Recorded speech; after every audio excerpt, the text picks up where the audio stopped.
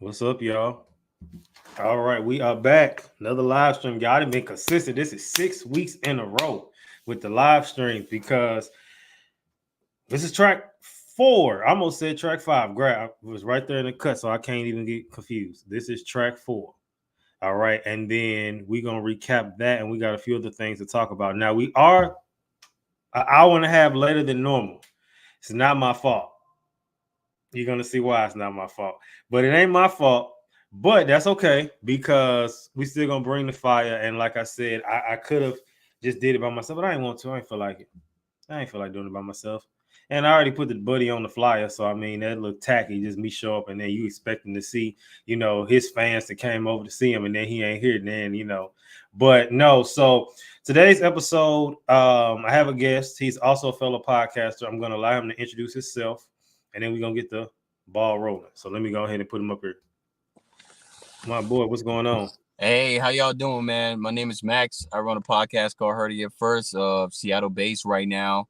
Shout out to the homie for getting me up here with y'all, whoever watching. There's a lot we want to go over, and he have few things he want to clarify himself too. But just a quick introduction, Max, DJ Max on Instagram. Yeah, check me out too, man. We kind of have the similar goals and ideas of what we talked about. But I'm gonna let him elaborate a little bit more, and I'm gonna get into more. All right. So now you have a podcast. So tell the people, what is your podcast about? Is it just you by yourself? Are you with people? How did it even come about? So, the podcast thing is something I always had a goal and dream for. Like I just mentioned that I did move from Minnesota to Seattle. That's something I've been growing for a little bit. It's called Heard It First, a conversation created for the future. So our goal with this is that I get the chance to, talk to entrepreneur, business-minded people, and just mostly like young people in the community that are playing parts and role, want to help each other grow, right? So I get the chance to interview them, talk to them about their path, their growth, just kind of like educating other people on what's going on in their market or in their fields, right? So for example, if I interview a clothing brand owner, we're talking about the market, we're talking about why the growth, why he started and all of that good stuff, right? So just being able to get to know people, their journey, and they will express that journey to you based on wherever you are at in life. If it applies to you in a way, shape, or form, go ahead and take on to the idea, go ahead and reach out and see how we can benefit each other. But the growth is just more to bring us together and share awareness of whatever we're doing and growing in our community. Okay. All right. Good. We'd love to see another podcast that actually has substance in a world where, unfortunately, a lot of them don't. I get people do stuff for clicks and views and for just the clout, but I'm all about people who actually have deeper messages in their podcast because we all can get on here and be the mess fest, and that's easy to do. It takes much more strength and more creativity to do something with substance. So keep doing what you're doing, and we love to salute that. Appreciate it. Um, so we're just gonna jump right into today. So last week's episode was track 4, As a Man, Why Are You Easily Offended? So just a quick yes or no, were you able to catch the episode, any parts of it? Yeah, definitely. Especially with the first couple side when you talked about, the idea of being a man, the growth, and the ups and downs and stuff like that. I got into pretty much most of the detail, but like I mentioned, I'm always working, and I didn't get the chance to finish the full episode like we talked about. But I get the more of where the conversation is going and where you're basing your interest. All right, and that's fine because I always tell people just to catch this because we're gonna be talking about it so they can kind of at least got an idea of what's going on. So the gist of the episode for those that haven't got a chance to watch, if you haven't, I don't know what you're doing. The episode was just basically centering around asking the question, again, taking the jokes that women made, as a man, why are you doing this? As a man, why are you doing it? But honestly, as a question, asking the man, as a man, why are you easily offended? And I broke down the root of offense and how it's rooted in ego. Most people don't know that because the thing is, you have an idea of who you are and how you want to be seen. So if someone doesn't see you that way, you get offended.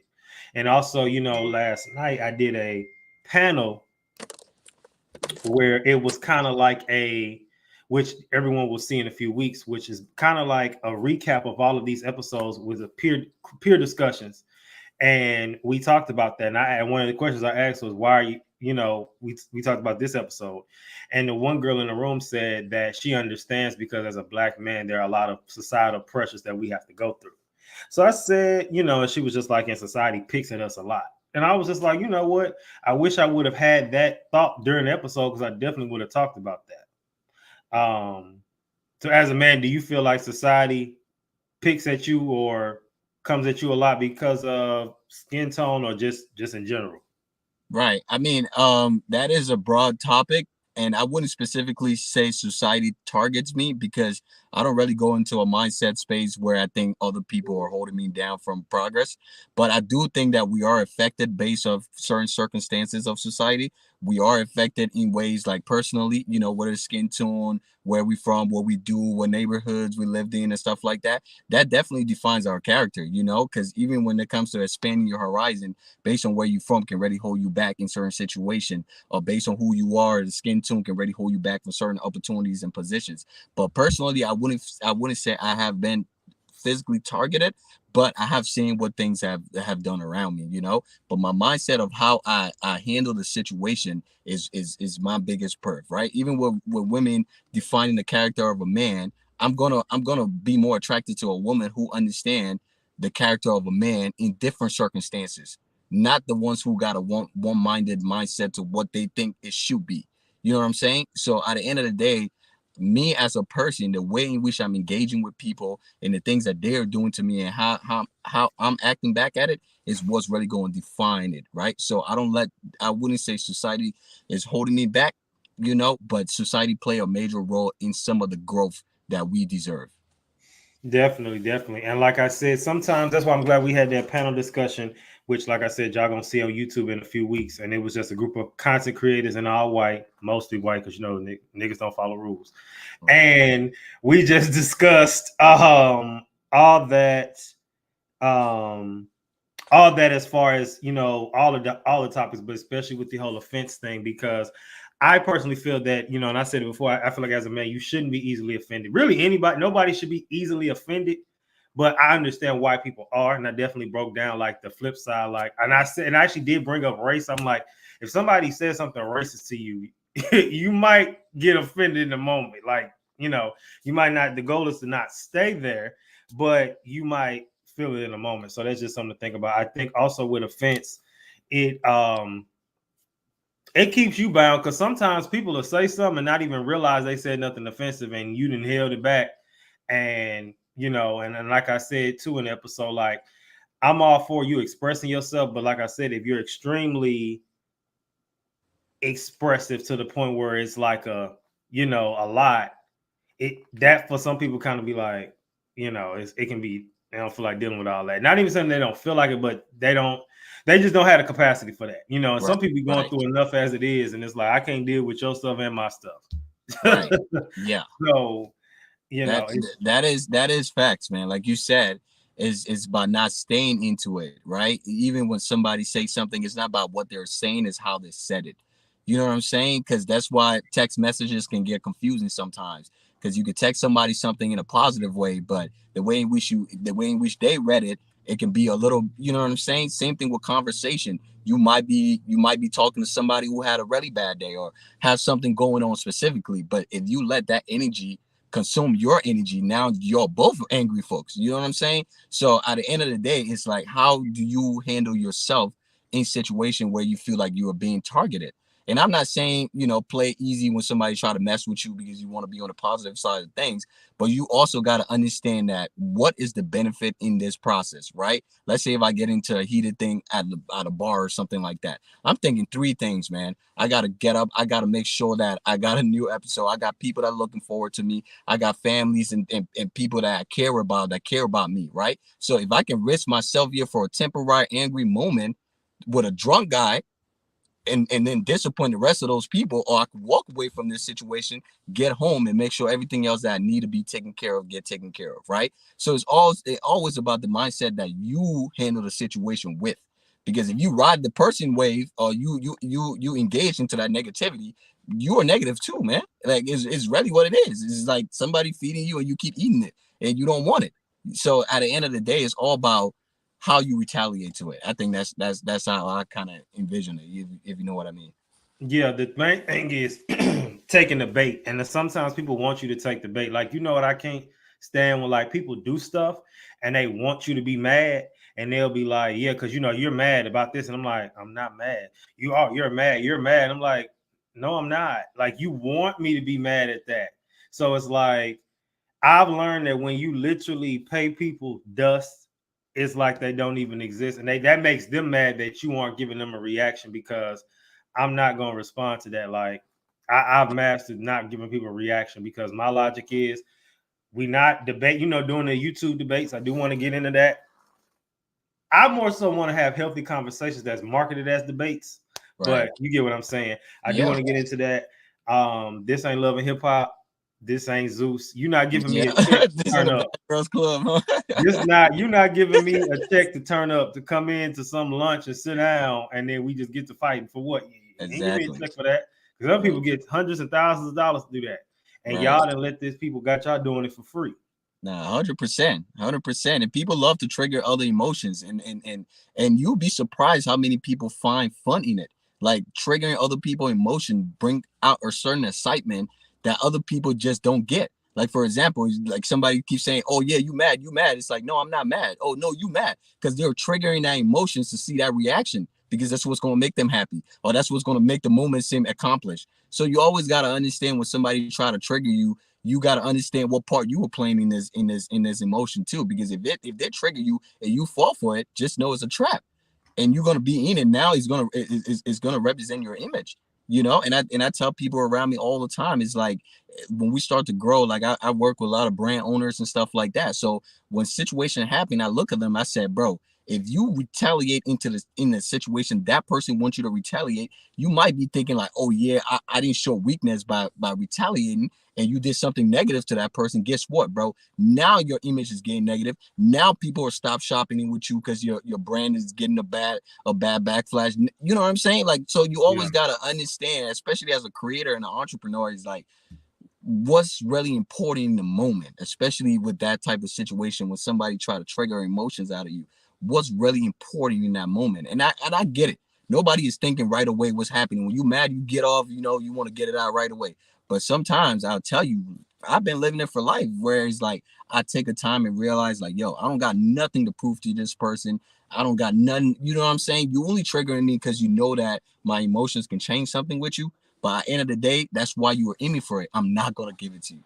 Right, for sure. And once people realize that, that's when they'll really see, like, you just can't give people that. Like, I'm the type, even when it was a situation years ago that I had, and it was like, I remember every time people see me, I would come in the room smiling, grinning. Although it was a lot of stuff going on behind the scenes, I was like, I'm not gonna give y'all that publicly.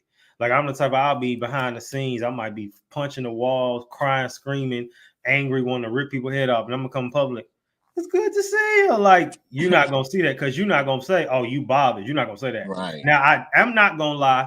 I do hate when people be like, they're unbothered and they're clearly bothered. Like, you're clearly bothered. Like, Yeah. Yeah. Say something. Speak up. yeah. Like So like that's the thing about it. It's different from not speaking up and just letting somebody ride a wave. I did mention that, where just like, I'm not saying you got to be a weak link because you don't want to show that vulnerability, but also you got to make yourself well understood. You know what I'm saying? And read the situation, read what's going on. If you see like this person is not worth your time and effort, walk away from that. If you think this situation need to get a point across, go ahead, shoot your shot, get your point across, because that's how you're gonna feel good. Because when you hit that bed at night, you don't want gonna be sitting on that like, damn, I should have checked bro when he said what he said to me. You know what I'm saying? So at the end of the day, however is gonna resonate with you, that's how you're gonna retaliate to it. But I always tell people, don't choose violence as the first answer, and don't choose negativity as your reaction. Always try to play your way. If it comes down to it, it's whatever. But always think about it. Those two are not your first options. for sure, for sure. All right, y'all. So we didn't went had a little sermon. That was the part 2 to the offense episode. Like, that's some stuff that wasn't on the actual show. So that's good. All right. So we have 2 topics today we're gonna talk about, and then we're gonna give our take on them. The first one, I was able to get the clip. His name on YouTube is Black Messiah 223. And anyway, he has the clip of Uncle Luke, who now has went viral, I guess, so to say, for speaking out about female rappers, basically saying that he should be getting money from them, because basically he created the lane for that in his eyes. So we're going to listen to what he said exactly, and then we're going to give our take on it. And Yeah, so let's play it. Ice Spice. I need a check from Sexy Red. All the fucking girls, Megan Thee Stallion. Anybody that's running around shaking their ass.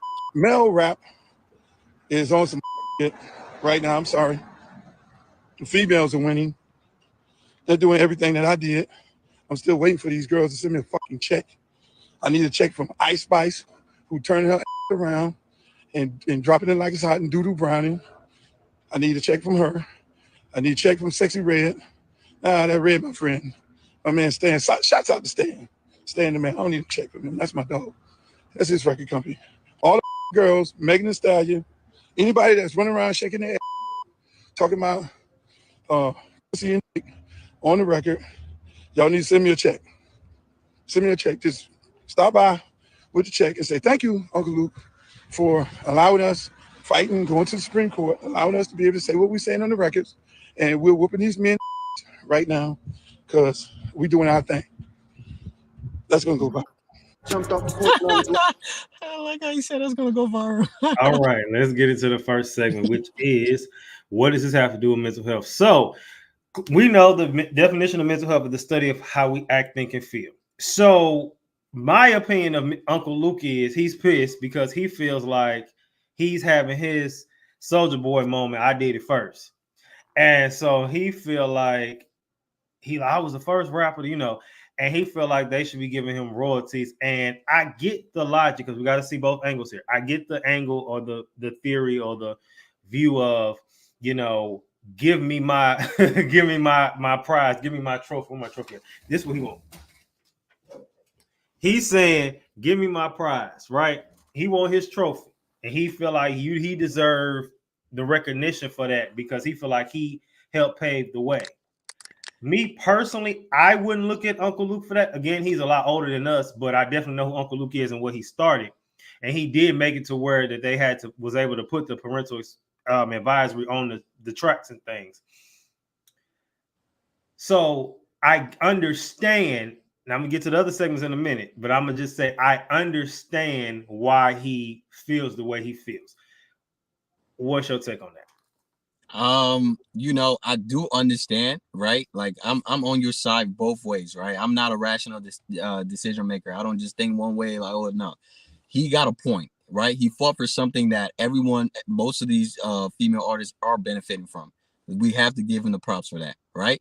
But for him, requesting royalty check, as you can see in the video, is more on like kind of a comedy standpoint. It's not like it's like he's giving a message, like he's real about it. If you give him a check, he's not turning it down. But in more of the stories, like he's still not like 100% expecting these girls to pull up the next day and put a check on the table or sending him a check in the mail. You know what I mean? But the more of it is that he needs his recognition. That's really what he's trying to tell you. It's like, yo, you guys have to recognize the fault I put in this to make this part of life or make this part of the music industry acceptable for you guys to make millions of dollars saying these things and doing these things that I helped fought for. But I don't think they owe him anything personally, if you ask me, because you have to build a foundation around whatever you were fighting for. So if you were saying, okay, if I do this, this is what the benefit is going to be, and things are signed upon, it's different than just doing something and expecting it. It's almost like, oh, you gave me a gift, and then the next day you're expecting a gift from me. It doesn't work like that. I'm gonna give you a gift when I want to give you a gift, or like when I feel like you deserve that gift, not because you gave me one. You know what I'm saying? So I think that's just how, so far, based on the first segment, that's how I kind of go about, what he's saying. Okay, now let's get into the next segment, which is WWID. What would I do in this situation? You can feel how you feel. We know that sometimes even the Bible says our feelings lie to us. And even if your feelings are accurate, you old school. You know what I'm saying? That's old school. You don't need to take it to the social media to talk about it. Now, granted, I didn't see it from the angle till you said that he is kind of like joking and laughing about it. And he probably is one of those, ha ha ha, I'm serious, but ha ha, it's a joke. But, and maybe because he old school, you don't know how that's gonna look. And one thing about Uncle Luke, which I will say is he's not easily offended. I know that. And I'm sure everybody could blast him. He don't care. Somebody might even go as far as say he's doing this for clout. I I don't know. Did But you hear what he said in the end of the video? what he say? He said it's gonna go viral. Okay, so then hey, Uncle Luke, you're not beating the allegations. So what would you have done in that situation if, let's put you in the box? So podcasts, which happens to us a lot as podcasters, going viral. They doing some of the same stuff you doing. Not saying they copied you, but maybe you opened the door for certain things as people was influenced by it and inspired by it. And they don't necessarily take it to the angle of copying you, but they kind of take what you did, like we all as creatives do, and add their own little twist to it. And this person's getting recognition for things that you kind of helped put on. How would you feel in that situation, and how would you react? Because we know you might originally feel like, dang, like the natural reaction might be that should be me. Right. But how would you have handled that if it was you? Right. So, like you said, I'm a regular human being like everyone else. I feel just like how you feel in the first term, right? I probably wouldn't react or make a video about it like that, but I will feel just like that. I'll feel like, whoa, I did this, and I feel like I don't get the recognition for it. It's like somebody reposting your content or getting more credit for your content. It hurts. It's like, yo, I put in the effort and the work to make this possible. But the way in which he's coming about it, that's not how I'm going to reach out about it. Like for a guy like Uncle Luke, he he knows what's going on. He knows the industry. Like you were saying, he knows Sexy Red Manager and all of that, right? He know these people that he helped put in these positions. During his fight, what I would have said was I would have worked with most of these people who I know that this process is going to be super beneficial to us, and work in more of a collaboration style. Like, hey guys, this is what we are fighting for. This is what our goal is, and this is the benefit it's going to bring to your business, right? So let's work together, right? Whatever we can come together as whatever, whether it's the check in the mail, whether it's just a recognition or just saying my name on a song, whatever you want in that situation. Make sure your voice is heard. Make sure that you let people know, why you are fighting for this process. And even let's say what the situation is now, I wouldn't use that tactic on Instagram or online and come up and say, oh yeah, these girls owe me check. They're not going to pay you based on that reaction. You know what I'm saying? If whatever, like maybe I might do something a little more constructive since I'm a podcaster. I might create a segment on where I explain things that I did for certain benefits, right? And educate other people about it. Because a lot of people didn't know how much Uncle Lou fight for what's going on right now in the industry. A lot of people don't know that. So it's like you can just expect that. But if you elaborate, for example, Dave Chappelle, when Dave came back and did the episode and told his fans not to, you know what I'm saying, and what they have done to him, and he really made himself understandable. People did boycotted watching the Chappelle show on every other platform that wasn't paying Dave for it. You know what I'm saying? Because he made his fans and his people around him understand that, guys, I worked so hard for this, and I'm not getting the pay of it. You guys are enjoying this entertainment, but personally, there's no benefit to me. These people are running my content. They're making money off me. And he explained that word for word for his fans in person and online.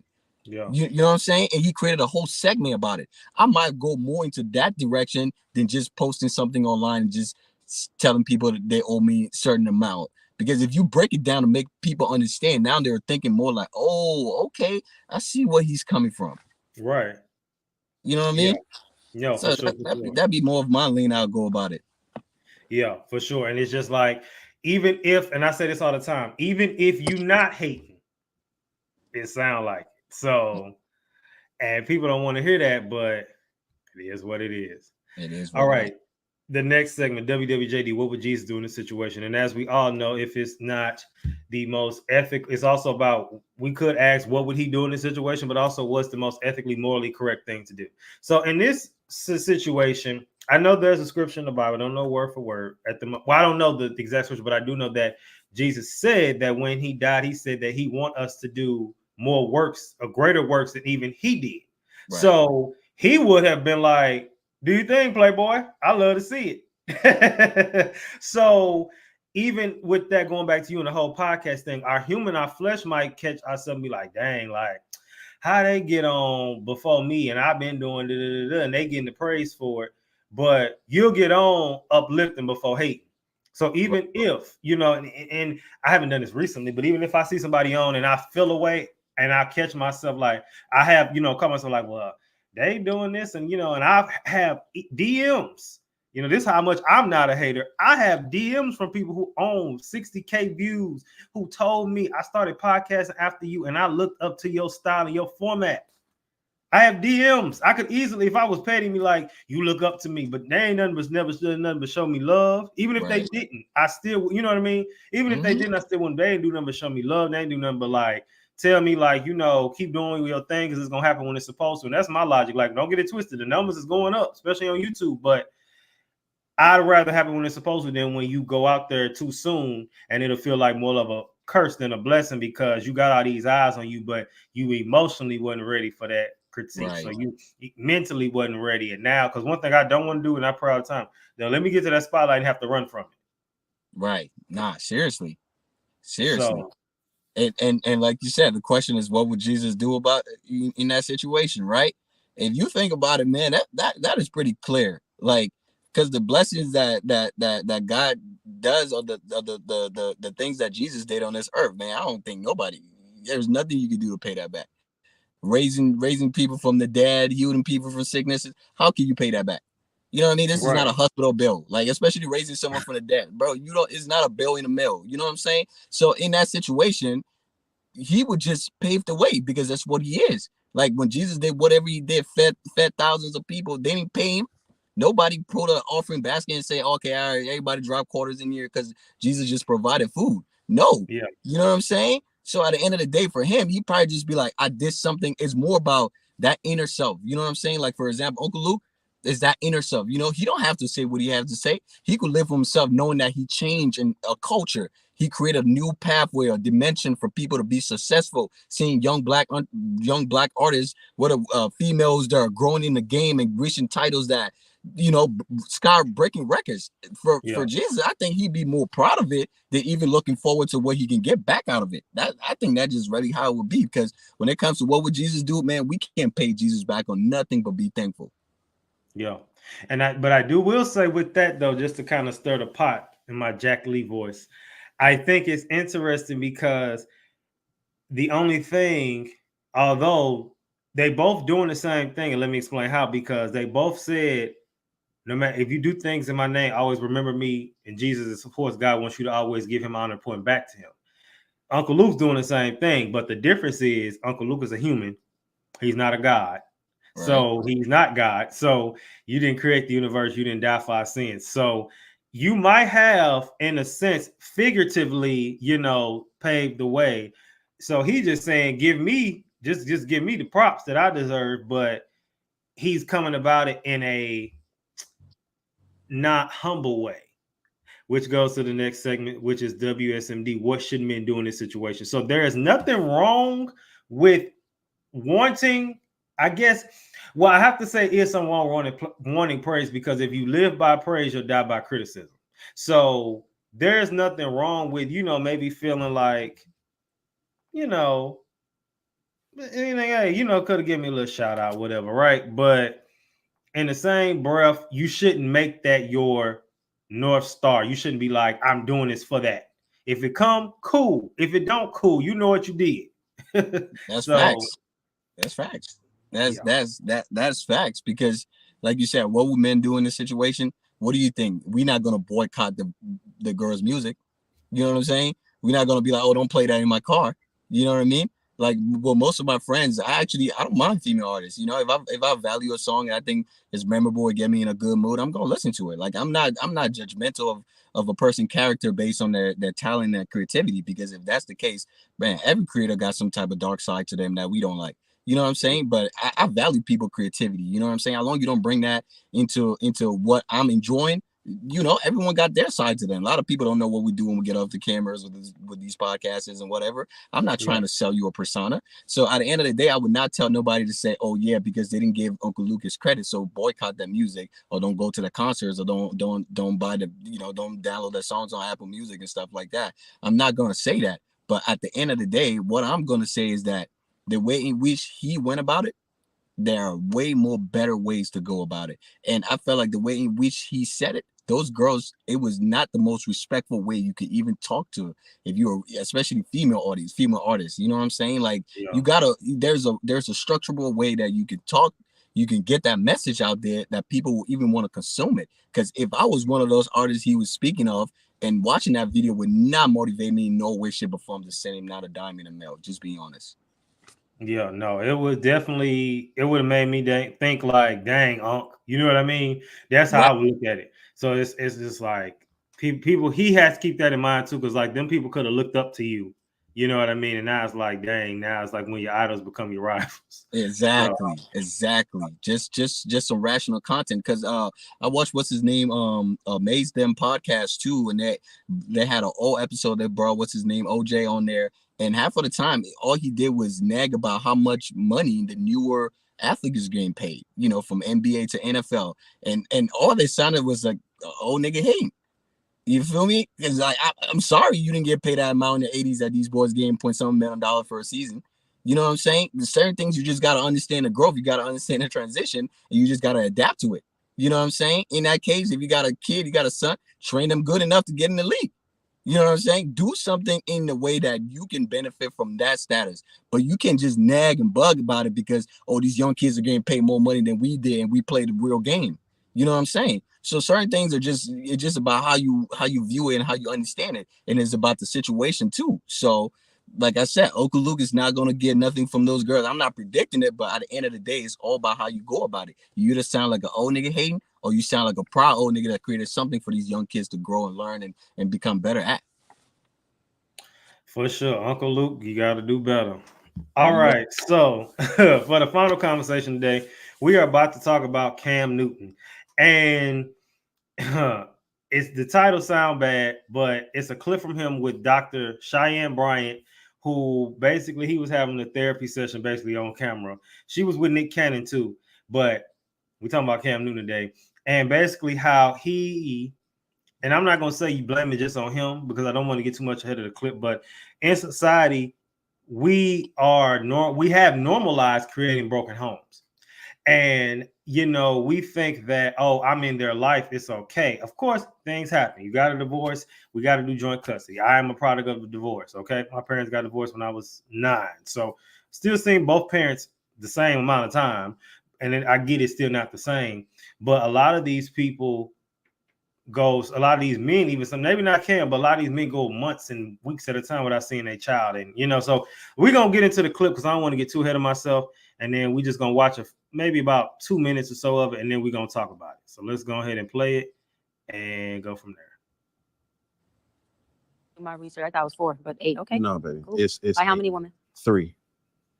And this is the kicker. I want more. Now, By multiple women? What's the intent? I just want about God your to bring wife? him. I just want God to bring him. Oh, okay. And you have, so you just Because my point is this. My desire to get married is lower than my fear of divorce.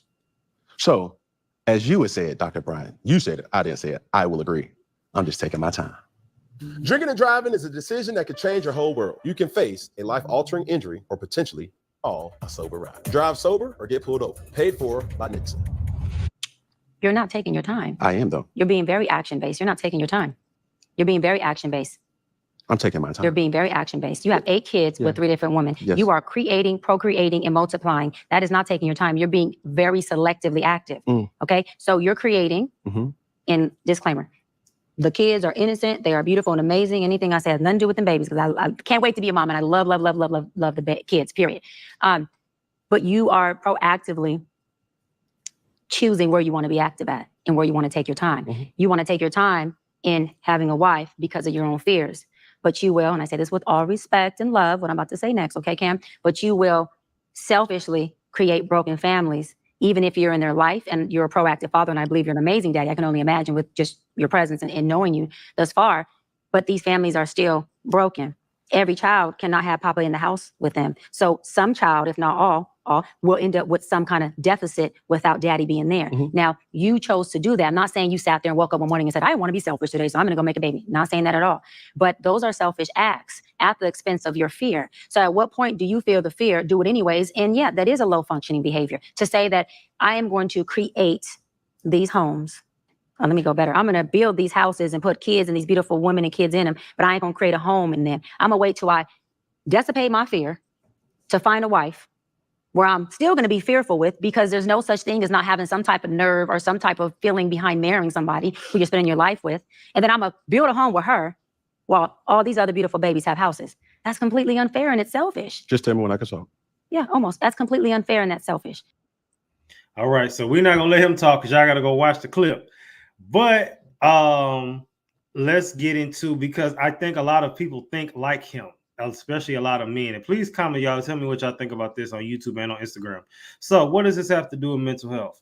So, I believe that this is like I said, I'm not a mental health expert. I'm more of an advocate. But we can have a conversation, because remember that definition of mental health is the study of how we act, think, and feel. This is a common thought process among men. I can't speak for other races, but I can speak for black men. I hear people all the time. They'll be like, just give me the baby. And I'll be like, so you're going to create another broken home.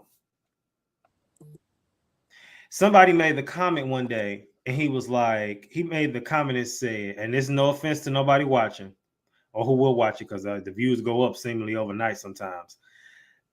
He made the comment and said, well, white people do it. Why is a black person always trying to compare themselves to a white person? So my thing is, it doesn't matter who's doing it. It's still not right. Right. You're creating a broken home. That's what it is. People don't feel like their home was broken because they mama hugged them and kissed them and they saw their daddy from time to time. But it's still a broken home. And then I hate when people be like, I turned out all right. Did you? What's your take on that? Man, you want to believe that, like, people want to believe that turns out right. You know, like, at the end of the day, for me specifically, lost my dad when I was 1. So it's like, with people like that who understand the importance of having a dad in your life or having a full family in your life, you know what I'm saying? I wouldn't say purposely creating a broken home and not being a part is something that should be like the most trendy thing in the black community, or even have the audacity to say, oh, the white person did it or anything like that. I don't think anything specifically based on someone's decision should be about any kind of race. I'm telling you, because there's so many times I got homies that even when they elevate, when it comes to good jobs and good opportunities, the worst thing I hate when I hear people say, oh, that's some white people shit. Or like, oh, the white people do that. I think that mindset is some of the reason why some of us is not growing as fast as we need to, or we're not getting those positions that we deserve to be in, because we keep using those words. Oh, that is for a certain group of people, or only certain group of people can pass this, right? And then we get offended when people say, oh, that's some black people shit. You know what I mean? So at the end of the day, it's just like, if you're gonna do that whole the white guy did a situation, don't be offended when somebody come up and say some off shit to you, saying that, you know, that's what people, black folk does, right? So at the end of the day, I grew up with a fair amount of white kids, right? I see how the family runs. So is all my black friends. I see how our family runs. And people say dumb shit like, oh, yeah, I turned out pretty good. It's like, no, who knows who you could have really been if you had such a strong, moral, supportive family with you. If you had a strong foundation from both ends, who knows who you would have turned up to be. So at the end of the day, I honestly don't think that the idea of creating a broken home should be a trendable thing or be comfortable enough because somebody else did it. Everything starts with one person. You know what I'm saying? One of my favorite songs is Big Sean, One Man Can Change the World. You never know what your action can do or how you can better up a whole group of community. You know what I'm saying? Like, there's so many examples I can name of one person action transition a whole community. So I think when it comes to how we can retaliate to situations like that, broken home, broken family, it starts with someone. It starts with a mindset. It starts with Cam Newton trying to express himself of why he does the thing he does. You know what I'm saying? So at the end of the day, instead of it being a more of a trendful idea, I think we need to like stand on transition, and we need to create a better trend when it comes to broken homes and broken families. Instead of making it cool, we should create a better trend towards it, right? Because that's what it is. Because if we create a trend, bro, people gonna follow. So why not create a better trend towards that, and then you can flex on that? You know what I'm saying? That's a great segue to what would I do in this situation. So you gave your take on that, creating a new trend. And I think that that's the way to be. People don't even realize that, like, it's so many ways to skin a cat. But the thing is, I think that we get so caught up in trying to, we've normalized so many things that aren't normal. And that conversation, we'll be here all day. But especially in that area where it's so many people who grew up with single parents. And, you know, like I said, I don't believe a stepdad will ever replace a real dad, but at the same time, it can do a lot more if it's done correctly. Same with stepmom, in case you don't have that. But I do believe that in this case with Cam and in this situation, what I do in this situation, again, if it happens, it happens. But say, for instance, like me, I'm single right now, but what if the girl I marry has kids? You know, I'm gonna have to come in and step in and do that along with have my own kids. So be there for the kids that I create as well as for the ones that's already there. And, you know, it's like, well, we can't change what happened. We can only fix it. So in this case, I think that would be the thing to do, because anything and anybody can be redeemed. That's just my opinion. You just have to want to be. Right. Become a better trendsetter. That's really what it is. You know what I mean?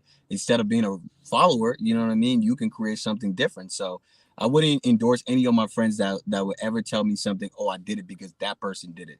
That is not a constructive mindset. That is not something I will endorse or even condone around me, because at the end of the day, it's like everyone does what they do for a specific reason. If you don't know the reason of why the person is going that way, you don't have to be telling yourself, I'm doing it because of them. You don't know their family transition. You don't know what happened with them. You don't know anything about that, right? So for you as a person, what you know, that how can you do better in your situation? So if you know that if you have a friend who just, you know, having babies with random girls and, you know, just, you know, being cool about it and all that, it's like, it's your responsibility, right, to talk to that friend of yours to see where they stand in this process. That's how I visualize everything, because you're not going to be my friend if I can't check you. Me and my homeboy just had that.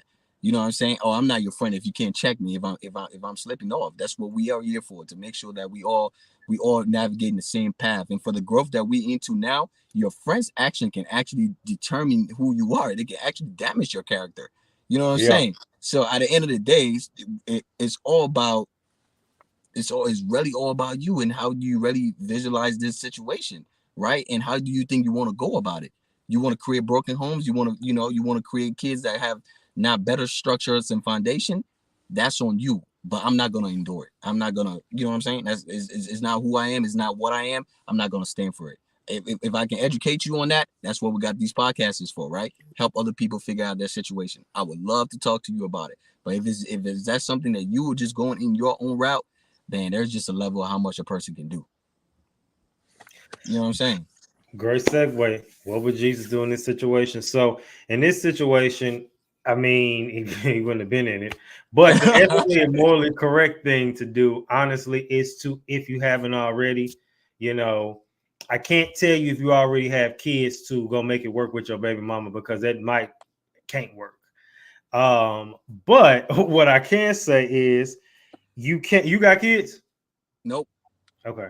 So what I can say is you can try moving forward, you know, when it's time, to make sure that you really conscious of who you have kids with, because a lot of people, let's just call it what it is, they be going raw, and then, you know, y'all want to go out and run and get abortions and all this and unalive these kids, but at the same time, it's like you knew. I don't know. I ain't gonna get into that today. Nah, for real. Nah, you could definitely get into more details of that, bro. And which I totally understand. I could do the same thing, because I legit had a friend of mine who was kind of a similar thing, but he already had the kid. And I remember I spent some time with him for a day or two, and I had to check him. I was like, bro, I've been with you because every time I go to Minnesota, I visit friends and stuff. I was like, man, I've been with you for close to 24 hours, bro. You never mentioned anything about your kid. He's like, oh yeah, he's doing good. I'm like, you see, like situations like that, bro. That's your situation, bro. I'm your friend. As a man, bro, that's the first thing you should have told me. Like, hey, bro, come on, bro, come be my little man. Like, you know what I'm saying? Because this is a decision that you have made and you supposed to stand on and be proud of. You know what I'm saying? You chose what you did, and you chose to do with that, whoever you chose to do it with, right? No matter the outcome, man, you just got to stand on it. Like, this is coming from a nigga that didn't grow up with no dad. So I know the importance of like what that role in that child's life can play. You know what I'm saying? So at the end of the day, I'm not going to be the nigga that say, oh, I turned out fine. Like, no. You feel me? Because at the end of the day, life is about responsibility, man. If you pick it on, bro, take it all the way to the end. That's just how I visualize it, man. I tell all my friends around me, that's what I'm going by. Yeah, so many, and like I said, and just because you do have a broken home, because by definition, it is a broken home. We can't say it's not. It is. That don't mean it can't be a nice broken home, Right. But I just have an issue with people intentionally trying to create that. Like, right. Oh, forget the marriage. I don't want to be married. I just want to have babies. No, right. Embracing that. That is where I think it's different when you end up in a situation uncomfortably that you have to work your way through. Right. It's different than when you go about flexing to your homeboys like, yeah, bro, my baby mama, I got a baby mama up this street, I got another one right down there. That's a whole different speed, right? Because at the end of the day, now you are embracing certain type of negativity that you might even have somebody else attract to. You know what I'm saying? And that's one thing I'm not gonna sell for. You know what I'm saying? I get people that reach out to me about, doing interviews and stuff like that. But if my conversation and what I'm standing for don't match your interests or what you want to say or how you going about it, I'm sorry, man. It ain't nothing personal. It's just that we are not correlating on the same vibes. We're just not the same thing. We're not promoting the same message. We're not talking to the same people. So you know what I'm saying? I'm gonna keep my space the way I like it and the way I understand it, right? And I like constructive criticism, bro. Like, I like when people tell me places I'm leaning back and forth at. I'm not perfect. Nobody perfect. But at the end of the day, embracing negativity and embracing the idea of a broken home is something that I'm not gonna fall for. I'm not gonna embrace. For sure. So moving forward, just to end it off, because we kind of covered it really in that segment too. If you can fix a broken home, fix it. If you can not make one, don't. And be just conscious of the decisions you're making, which is again the point of the podcast, to helping young millennial men who suffer from making healthy decisions, who are mental health conscious and struggle with making healthy decisions. And this is one we definitely gearing y'all up to based on the things presented. So yeah, good stuff. All right. So before we go to that, I just want to give y'all a preview of this week's episode, which will be As a Man, Why Are You a People Pleaser? And I talk about people pleasing and, my personal opinion as an ex-people pleaser. I don't feel like no man should be a people pleaser. I don't feel like you should be, let me make sure everyone's happy. Like, even when you think about that vision of that sounds womanly, right? Like, right. are they happy? Are you Nah. And I'm very honest. And a lot of times I've known people, which I actually talked about in the episode, and I don't want to reveal too much. I talked about people who will lie their way out of stuff they don't feel like doing because they don't have the strength to just say, nah, that's not for me. Right. So before we end off, what is your take on people pleasing? And are you a people pleaser? Man, I'll tell you, I wouldn't consider myself a people pleaser, but I'm always there for people. Like, I'm a friend you can rely on, right? I'm the guy that you call at 2 a.m. Like, I'm there for people, but I'm not a people pleaser. Same thing, like you said, as a man, no woman want a people pleaser. A woman want a decision maker, a man that can help her, a man that she can walk down the streetway and get no fear because he's next to her, right? So it's like, if you're a people pleaser, yeah, you're gonna please a robber that came and robbed you because you're such a pleaser. You just gonna hand that out. And ain't no woman looking at a man that watch himself hand stuff out and just be like, oh yeah, he's my protector. It's like, nah, it's not gonna go that way. Respect is different from pleasing. Being nice is different from pleasing. You know what I'm saying? So I'm a nice person, but I'm not a people pleaser. I'm not gonna say yes to everything. You know what I'm saying? That's how a lot of people damage their character, because you want to build a persona that people love you and people like, you don't want to make people hate you. So you're going to flow into wherever the river is flowing because that's what you want. But personally, man, I'm not going to please you because the situation works best for you. That's not how it's going to work. When you come to me with a problem, we're going to find a solution to that problem. And within that solution, we're going to find where I can play my part and where you can play your part. You get where I'm coming from. So at the end of the day, I'm not just going, oh yeah, bro, let's go. Oh, dude, try to fight me. Yeah, let's go. Like, no. First of all, what happened? We're gonna figure it out, and how we gonna retaliate is gonna be structural. Because if the person react irrational to you, we're gonna react in a way that is more structural. You know what I'm saying? Especially if you have a title to yourself, like as a man, you got respect, you got things to lose, you got family, you got things to lose. So you got to understand, like, yo, at the end of the day, you cannot please everybody. People are gonna act the way they're gonna act. You know what I'm saying? You cannot be a people pleaser. You become a user. you know, and people start to use you because it's like, oh yeah, he's a yes man. I'm just calling, he's just gonna do it. You know what I'm saying? The respect is not there anymore. But when people call you and be like, oh man, I'm not sure you're gonna do it. Like, man, I'm just ask at least. You know what I'm saying? Now you got a little bit of foundation to you because people can just call you randomly. They know when to hit that buzzer on your phone. You get where I'm coming from? Yeah, for sure. All right, y'all. So thank you, my boy, for pulling up on us. Like I said, this week episode drops Thursday. As a Man, Why Are You People Pleaser? That is track 5. Make sure y'all tune in, and trust me, you'll be hearing from this brother soon. Make sure you tap into this podcast. Tell the people where they can find you at. Hey man, I'm on YouTube, Pandora, Spotify. Heard it here first. My name is Max. You can find me on Instagram at DJ Max. I'm on TikTok. TikTok. I use a little bit of Facebook, but not too much of that. But YouTube is where most of my content is. Just look up Heard It Here First, and you know, you definitely is not that hard to find me.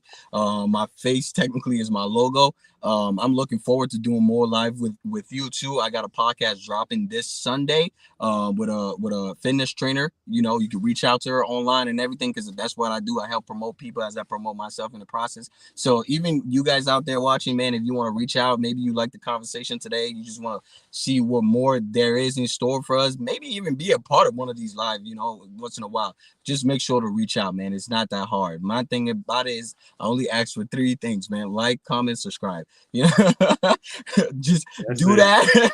Do that and we'll become best friends. And don't hesitate to reach out, man. I ain't no Hollywood or nothing like that. We're all learning and growing at the same way. So whatever opinion you got, I'm willing to listen and willing to share back and forth. So don't hesitate to reach out. All right, y'all. You make sure y'all tap into his stuff. All right, tune in this week, y'all. PSA signing out. Always remember, keep your head up like your neck hurt. Remember who you are. Make your mind up. Don't let it make you. And remember, I love us for real. All right. Hey, boss man, I need a